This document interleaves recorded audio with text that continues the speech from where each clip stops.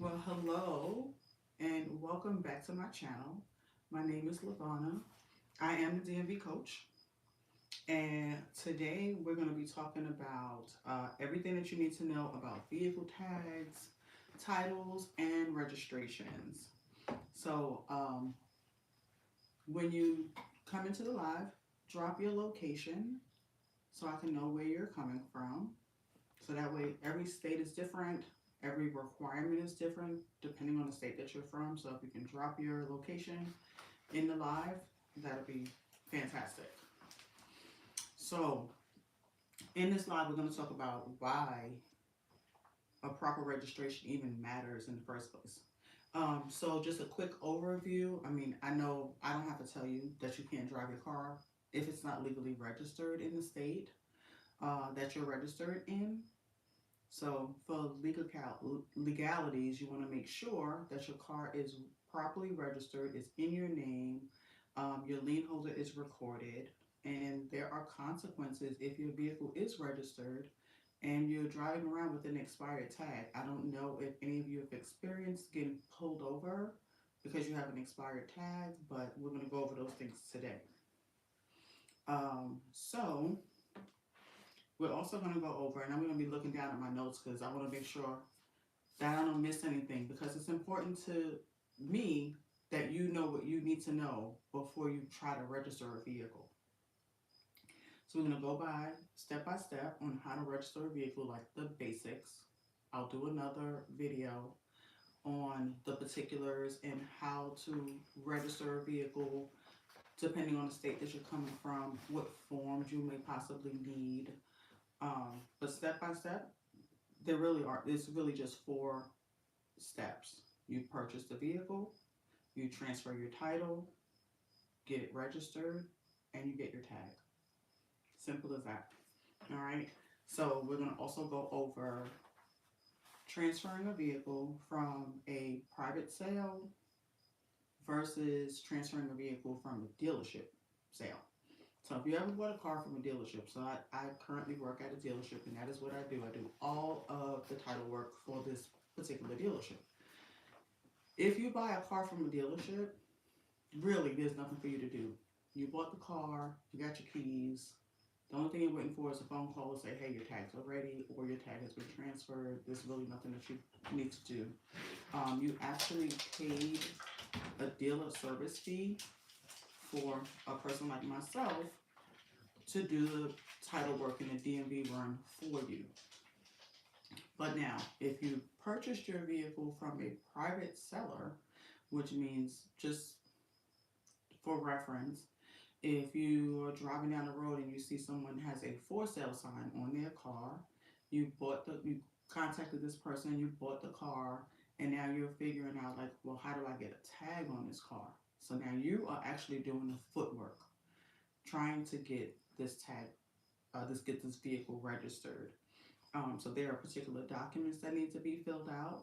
Now, I am currently in North Carolina, so most of the conversation will be about North Carolina. However, I do know how to register vehicles in all 50 states. So if you have any questions that you want to ask, please drop them in the comment and let me know, and I'll be able to answer those for you.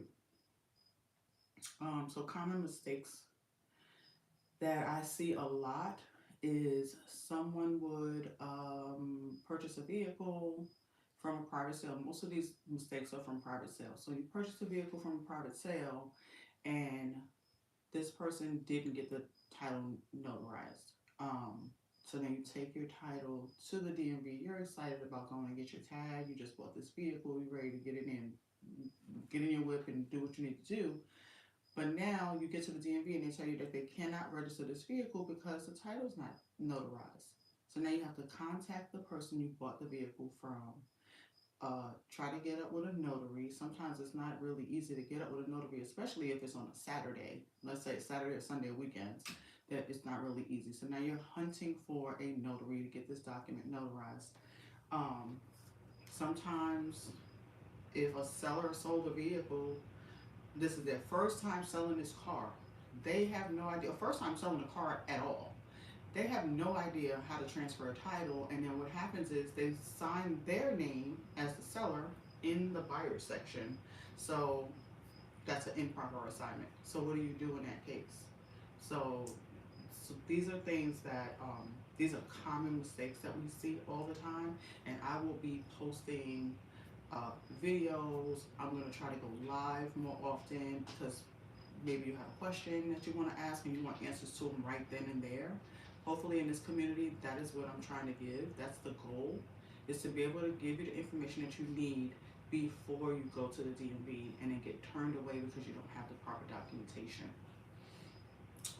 Out-of-state transfers. So there are some states where you just moved to a new state and you have no idea how to get your vehicle now registered in the new state. Some places, some states require you to provide the new state with an actual title. But if you're making payments on the vehicle, you're not going to have the title because the lien holder or the person you took the loan out with, that you make your monthly payments with, your car note payment, they're going to have the title. How do you get that vehicle registered? In North Carolina, the requirement is we don't ask you to bring in the title because we naturally know you don't have the title. So you need to bring in a copy of a current registration. You need your ID or driver's license. You need to have a form MVR1, which is a title application that needs to be filled out. You also need to get North Carolina insurance. I get this question all the time. Do I need to get my vehicle inspected? If you are coming in from another state, the inspection is waived for 12 months. So you do not need to get your vehicle inspected. A lot of times people get their vehicle inspected. It's pointless. The vehicle is not registered in this state, so there's no way to show that you got that vehicle inspected. So you just kind of wasted, I think it's like $30. You wasted that $30 getting that vehicle inspected when you really didn't need to. So no, you don't need to get your vehicle inspected the first year that you register in the state for the first time. So, to recap, if you're making payments on your vehicle and you're trying to register a vehicle in the state for the first time, you need your current registration, you need proof of North Carolina insurance, you need a state issued ID card or driver's license, and just a little tidbit, your driver's license, you do not have to get a North Carolina driver's license to register your vehicle in North Carolina. You can register your vehicle in North Carolina with an out-of-state ID or an out-of-state driver's license. And then these are the forms that you're going to fill out, which is the MVR1 is the title application, and that's saying that you're applying for a registration. You need to make sure you also have your lien holder information, because we are going to be we're going to give you a document to say, hey, mail this to your lien holder to let them know this vehicle is no longer registered in this state and is now registered in North Carolina. And then we're going to be asking that state, can you release the title to the state of North Carolina? We're going to print a new title. Well, now we do an electronic title. We'll print an electronic title, or we'll file an electronic title. And then once that vehicle is paid off, you're going to get a North Carolina title with physical paper title in the mail. But we have to have that information, those documents. And I will absolutely open for discussion. If anybody has any questions, feel free to drop them in the chat, and I can be able to answer those questions for you live. Please, if you haven't already, don't forget to like, subscribe to the channel. There's going to be more videos like this one. It helps the channel tremendously.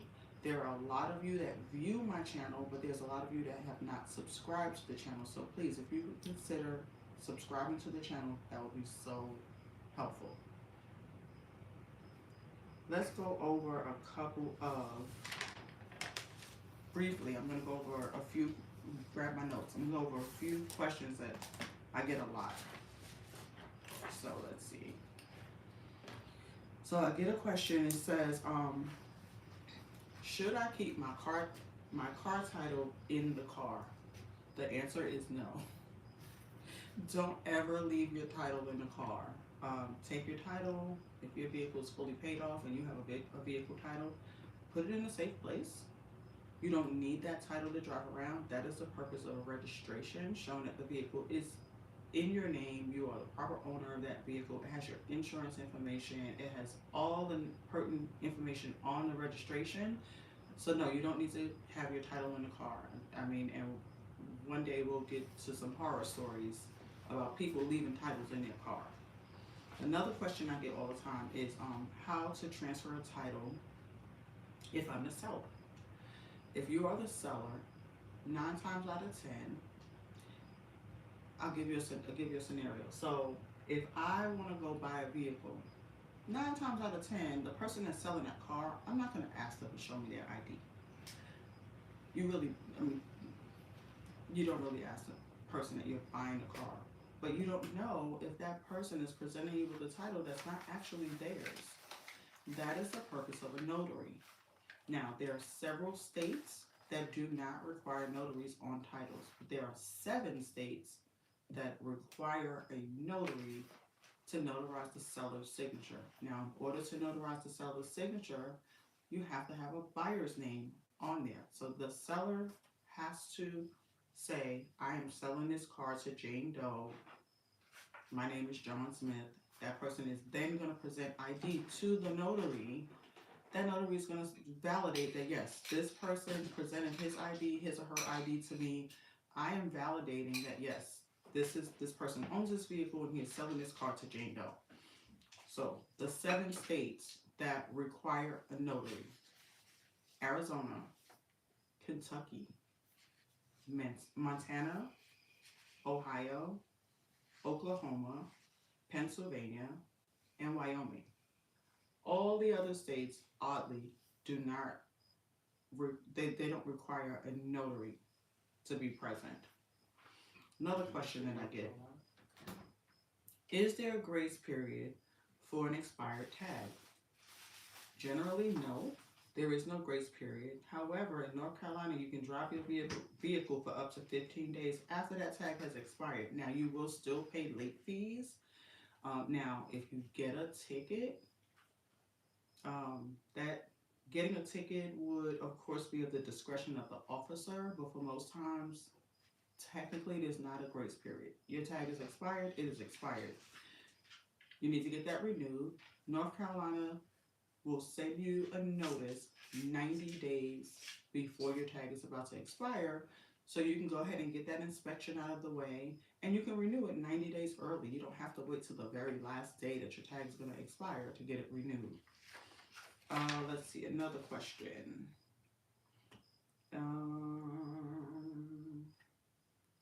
If your vehicle is registered and titled in the state, oh, yes. If your vehicle is registered and titled in these states, you should have a title in your possession, even if you're making payments on this vehicle. These are the states: Kentucky, Maryland, Michigan, Minnesota, Missouri, Montana, New York, Oklahoma, and South Dakota. Those states that I just listed, even if you're making car payments, you will still be in possession of a title, physical title, like a paper title, will get mailed to you. The lien holder, once you pay that vehicle off, the lien holder is going to send you what's called a lien release. They're going to send you a lien release showing that you fully paid that vehicle off, and now that vehicle shows you're going to keep that lien release. I would staple it to the title, keep it with the title. Those 2 documents need to be together at all times. Let's see. If you lost your title and you're trying to apply for a duplicate title, duplicate titles are easy to get. Your title could be lost, it could have been stolen, or it could be damaged. You always hear someone says, oh, my dog ate my homework. The dog will eat the title too. So you can apply for a duplicate title by using a form. It's called an MVR4. If you have a lien on that vehicle, you need a lien release showing that you no longer are making payments on that vehicle to be able to apply for a title. If you are making payments on the title, if you're making payments on that vehicle, you don't have a title.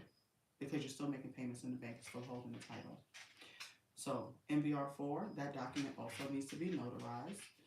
You can also sell a car if you can't find your title, and it's also used on an MVR4 if you get a secure MVR4, which is a form that's free. You can just go into the tag office and ask for it. It's an MVR4. It has a front side and a back side.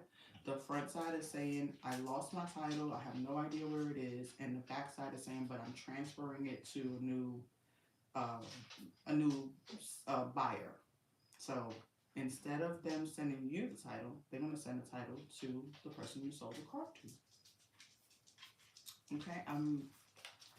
If there's any other questions, please leave it in the comments. If you're going to replay this video, please don't forget to like, subscribe to the channel.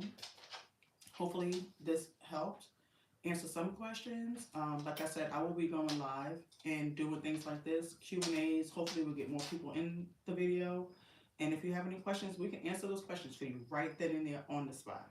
But if you don't have time to look at the video, like, subscribe, share. Maybe someone just bought a car and they need these answers. Thank you for watching.